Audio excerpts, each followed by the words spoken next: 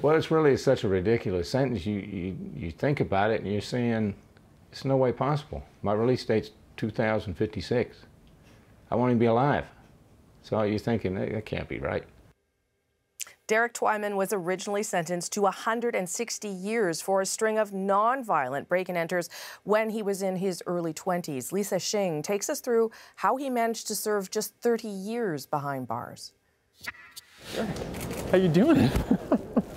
For the first time in almost 40 years, Derek Twyman sets foot on Canadian soil.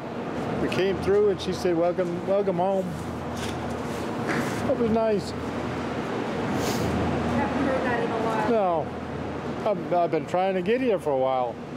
The 54-year-old and his family moved to North Carolina from Oakville, Ontario as a teenager. Struggling to fit in, he fell in with the wrong crowd. Twyman was sentenced to 160 years in prison for a series of nonviolent home robberies. The judge is on record saying he knew some of the people whose homes were broken into. Twyman thought he'd never get out until lawyers and judges in Ontario, Nova Scotia, Newfoundland, and North Carolina took an interest in his case. Hi, Shane. How are things in the legal world? Shane Martinez, now a human rights lawyer in Toronto, was just a law student in New Brunswick when he and Twyman first wrote each other 10 years ago. Martinez lobbied politicians, started a postcard campaign, even had Twyman call in a number of times on his campus radio show.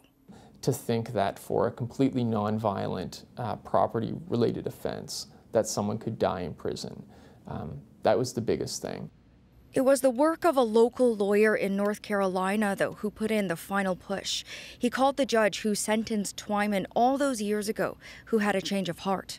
I mean, he found these people, you know, out of thin air kind of thing, and they read the stories and read the communications and felt that it was necessary to get involved. You couldn't buy the support that he has at this point. Now that he's free, Twyman has his work cut out for him, finding a place of his own and a job to start. I've taken graphic design, taught ESL, English Second Language, GED class.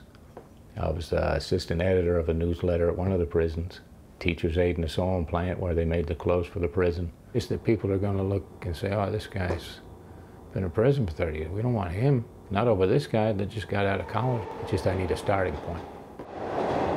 Despite all this, it's his outlook that has the team that supported him all these years convinced if anyone can succeed, it's him. I don't know, it's probably just the way I was brought up. Just because he gave me a sentence and I disagreed with the sentence, so I can't fault him for that. Once he's settled, Twyman says he wants to start a nonprofit to help others like him, Canadians imprisoned abroad, wanting a fresh start. Lisa Shing, CBC News, Toronto.